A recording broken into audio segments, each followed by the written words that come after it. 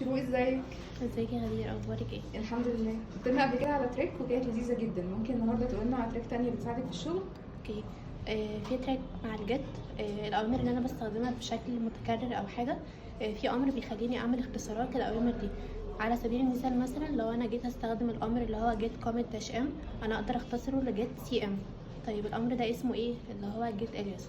السنتكس بتاعه هو عباره عن جيت كونفيج داش داش جلوبال الياس دوت، وبديله الاسم اللي انا عايزه اخليه يكون هو البديل، وبعد كده اسم الامر.